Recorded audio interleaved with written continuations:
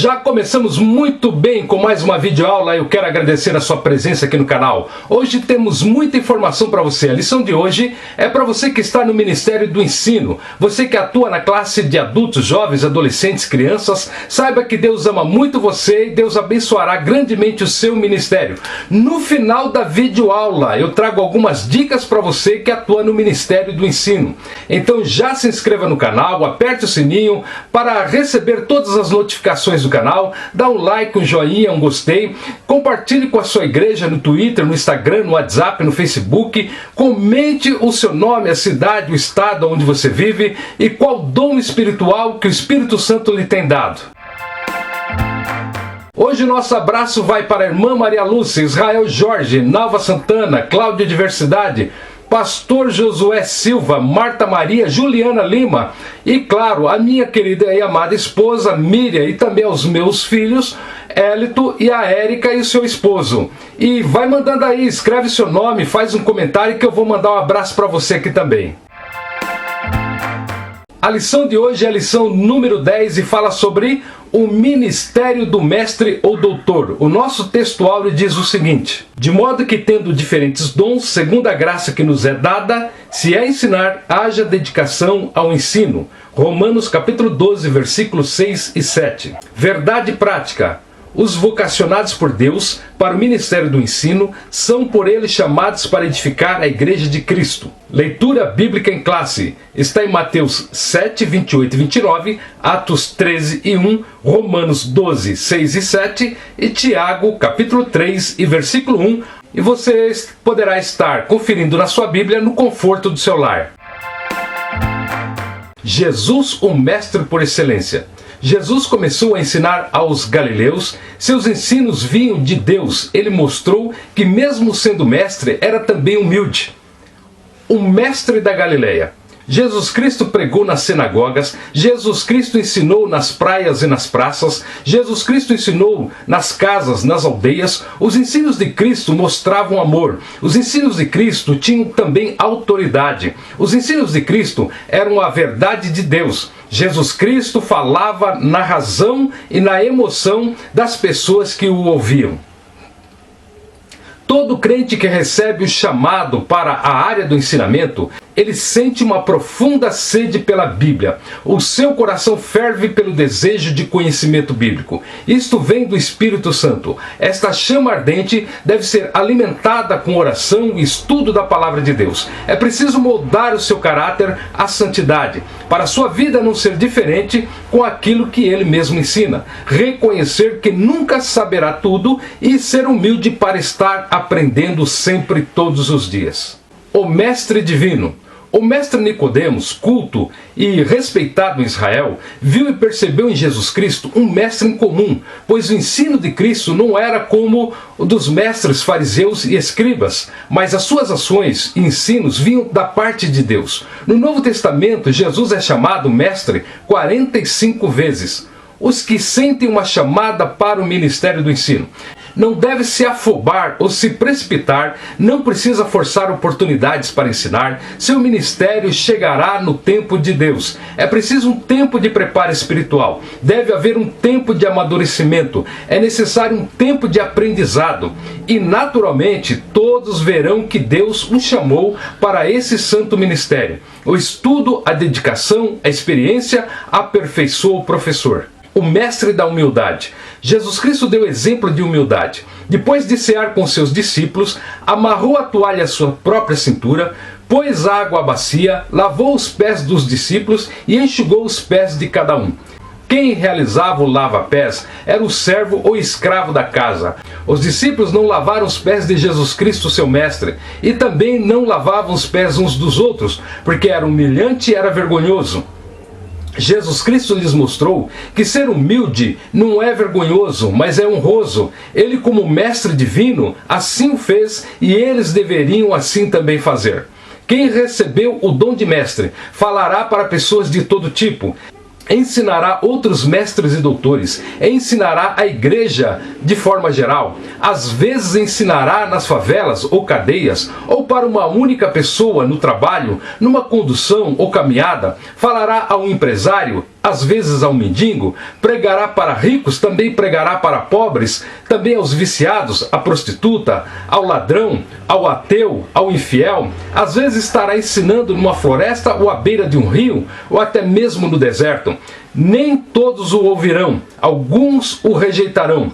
Às vezes será zombado e rechaçado. Nem tudo são flores, haverá espinhos. É preciso perseverança, fé, amor e muita humildade para suportar as lutas e as provas que virão, que estão reservadas a quem está no ministério do ensino. O ensino das Escrituras na igreja do primeiro século. Jesus ordenou que os discípulos ensinassem a sua doutrina a todos, e isso deveria ser de contínuo. Uma ordem de Jesus. De acordo com Mateus 28, 19 e 20, Jesus enviou a pregar em todas as nações, ensinando e batizando. No livro de Atos dos Apóstolos, depois da descida do Espírito Santo, nós vemos o apóstolo Pedro pregando, ensinando e 3.000 almas se converteram. Vemos também ministros com dom ministerial de mestre e doutor, e vimos pessoas comuns dotadas pelo Espírito Santo para ensinar, como Priscila, Áquila, Estevão, Filipe. O Espírito Santo capacita sobrenaturalmente para aprender e para ensinar. Isto não anula a necessidade de aprender com outros. O aprendizado começa nos bancos da igreja, ouvindo a palavra de Deus, também sentado no banco da escola bíblica dominical, onde recebe os primeiros ensinos bíblicos, também sentado no banco das igrejas, também sentado no banco dos seminários e também nos bancos dos congressos bíblicos. Se aprende também nos bancos dos institutos bíblicos, se aprende também nos bancos das escolas teológicas. Quem não senta para aprender, no futuro terá dificuldade para ensinar. Até a criança aprende no colo do pai e da mãe. A doutrina dos apóstolos. De acordo com Atos capítulo 2, versículo 42 e 43, os discípulos eram ensinados e perseveravam nas doutrinas dos apóstolos e na comunhão e no partir do pão e nas orações. Em cada alma havia temor, e muitas maravilhas e sinais se faziam pelos apóstolos. A doutrina dos apóstolos se refere ao conjunto dos ensinos de Cristo, que eram levados pelos apóstolos aos discípulos, para o crescimento da igreja e para o crescimento dos novos crentes. É preciso saber o que se vai ensinar. Alguns procuram aprender por si mesmo, leem livros cheios de heresias com doutrinas de outras denominações ou seitas, começam a ler a Bíblia e tiram ensinamentos errados. A sua mente fica confusa e desorientada. O seu entendimento bíblico vira uma salada. Aí ele quer empurrar goela adentro a todos os membros da igreja. E quando esses mesmos membros percebem que aquele irmão realmente não sabe o que está dizendo, ele fica irado, fica nervoso e fica desanimado. Por isso deve ter humildade de aprender a doutrina correta, para não ficar ensinando heresia por aí e querer fundar igrejas sem base bíblica. Para isto existe escola teológica, escola dominical e culto de doutrina. Ensinamento persistente. Depois de Jesus Cristo, os primeiros mestres foram os apóstolos. Ensinavam nas casas para pequenos grupos nos lares. O apóstolo Paulo deu exemplo em Atos 20. Publicamente pelas casas testificando, dando aos judeus como aos gregos a conversão a Deus e a fé em nosso Senhor Jesus Cristo. O ensino da palavra de Deus produz informação e transformação para o aperfeiçoamento dos santos, para a obra do ministério, para a edificação do corpo de Cristo. O ensino da palavra de Deus é para os cristãos serem fortes na tentação, para crescerem espiritualmente e nunca se afastarem da fé e para não serem crentes desordenados, em outras palavras, atrapalhados. A importância do dom ministerial de mestre. O dom ministerial de mestre e doutor está ligado fortemente ao ministério. Existem pastores, evangelistas, presbíteros que pregam o ensino pelo dom sobrenatural dado pelo Espírito Santo. Mas o dom e a chamada para o ensino, ela está na igreja e é do Espírito Santo. Por isso existem diáconos, mulheres jovens que são grandes ensinadores da palavra de Deus com sabedoria e muita unção.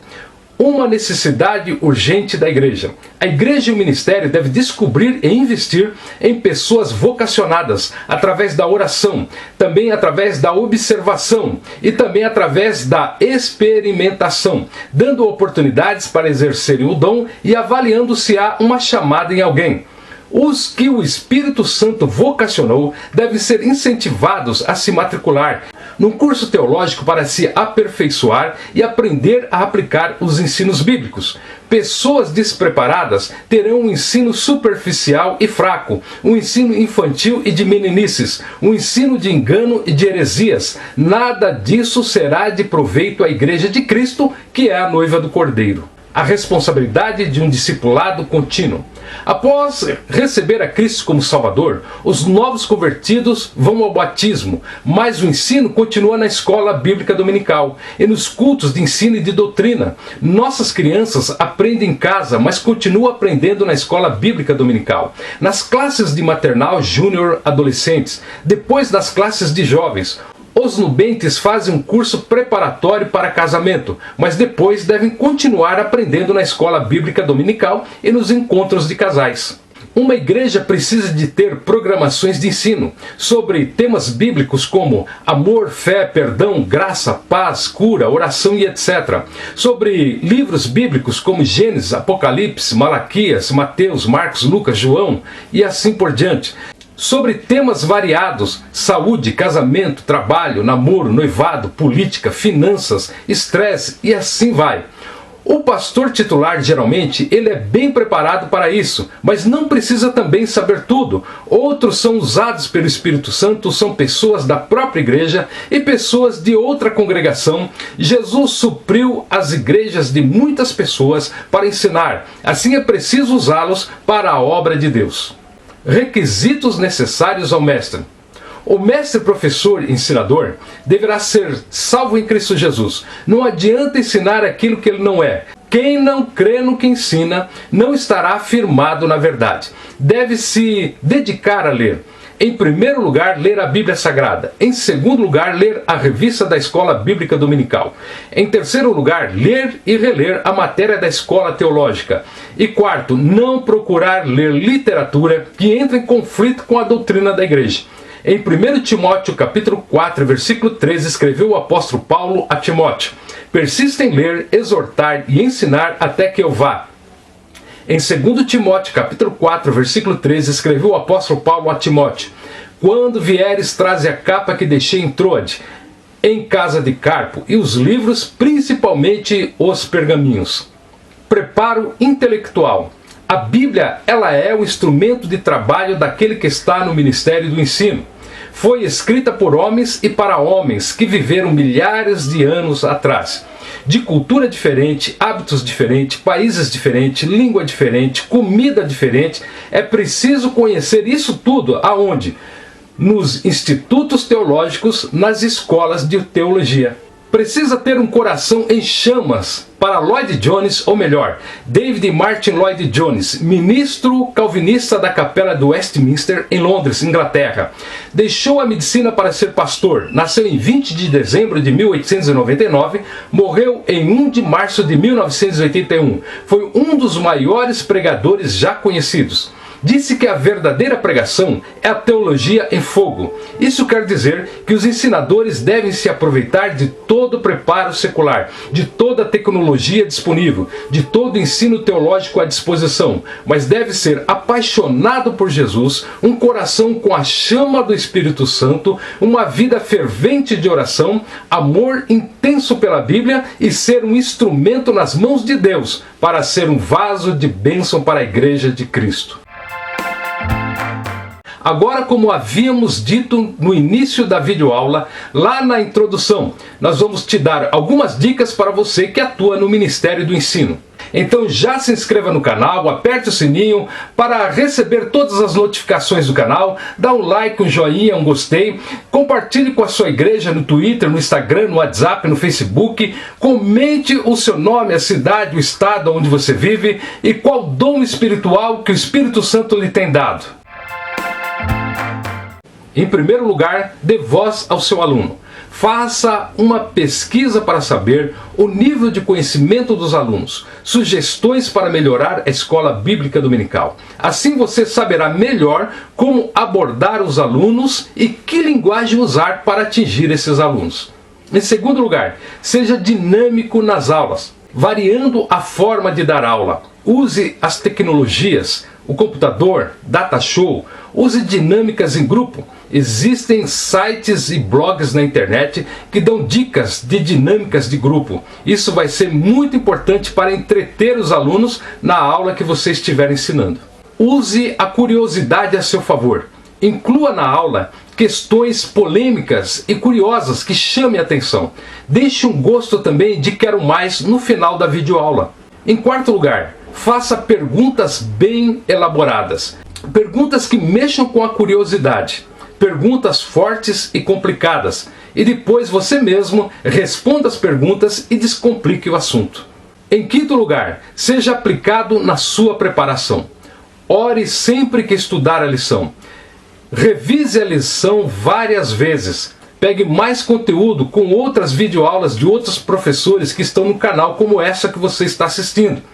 E busque conteúdo em outros livros para você se aprofundar mais na aula que você estará ministrando. O professor de escola bíblica dominical é um transformador de vidas pelo ensino da Bíblia Sagrada. Ele é um conselheiro espiritual dos alunos. Ele é um modelo espiritual para os alunos. Ele se prepara no estudo com oração. Ele é capacitado pelo Espírito Santo. Portanto, é vocacionado por Jesus Cristo. Ele tem amor por Deus, ele tem amor pela igreja, ele tem amor pelos alunos e ele tem amor pela Bíblia Sagrada. É comprometido com o reino de Deus. Por isso que Deus abençoe a sua vida se você atua nesse ministério.